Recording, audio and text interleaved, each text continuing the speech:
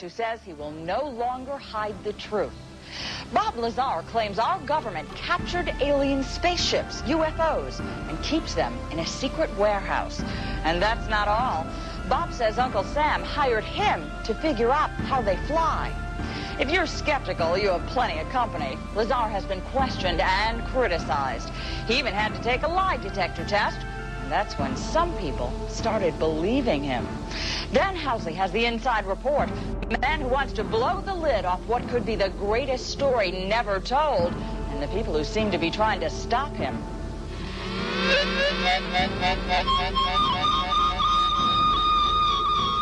Strange lights over Las Vegas, within view of tourists and gamblers along the city's Casino Row. What are the odds these are alien spacecraft out for an evening spin? Or would you bet they're simply standard aircraft, or worse yet, some kind of hoax? Before you decide, take a look at another shot on this home video, where what does appear to be an aircraft strays into view along with the lights. Strange things like this have been appearing over the Nevada desert for years. The answer to the mystery may lie in the sprawling Nevada nuclear test site just north of the city, in a place called Area 51.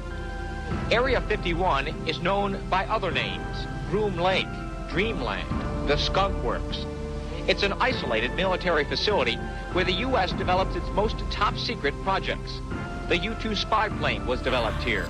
So was its replacement, the high-flying Blackbird, along with the current stealth aircraft and Star Wars. But there are some who believe these formerly secret projects are nothing compared to what's currently under wraps. Not too many people live out here in the remote sections of the Nevada desert, far from the lights of Las Vegas. But here, on the edge of the secret U.S. government test facilities, people have been seeing strange things for years. Some of them talk about it, a lot of them don't. But no one who has actually worked on the test site has ever talked about what goes on there. No one, that is, until now. They are actively and have in their possession alien spacecraft, and they are actively undergoing analysis. And flying. And flying them. Bob Lazar is an engineer and physicist who says he worked on flying saucers for the U.S. government at Area 51. He drew these sketches of one of 9 different saucers he says the government has in a secret warehouse.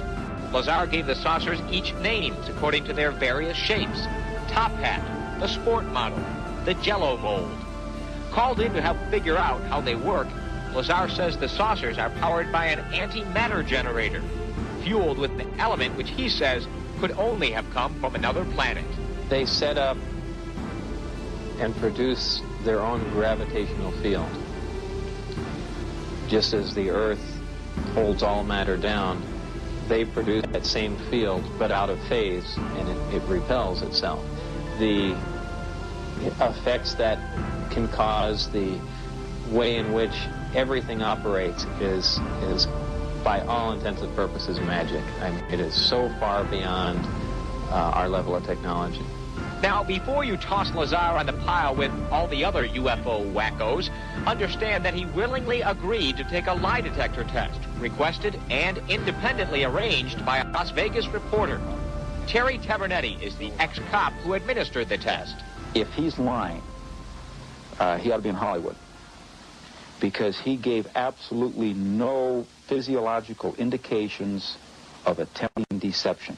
Lazar says he was referred to his government job by Dr. Edward Teller, the renowned scientist who helped develop the atomic bomb. But in a rare interview with Inside Report, Teller insisted he doesn't know Lazar, or at least doesn't remember him. I think it appears that someone's trying to wipe him out. George Knapp is the Las Vegas TV reporter who first aired Bob Lazar's amazing claims. He says he ran into unusual problems just trying to look into Lazar's background. Though Lazar claimed to have once worked at the Los Alamos National Laboratory, government officials denied they knew anything about him. But when Knapp came up with a phone directory listing Lazar's name, Los Alamos grudgingly admitted he had spent some time there. Officials at the hospital where Lazar was born even denied the simple fact he was born there, until Knapp tracked down the doctor who delivered Lazar.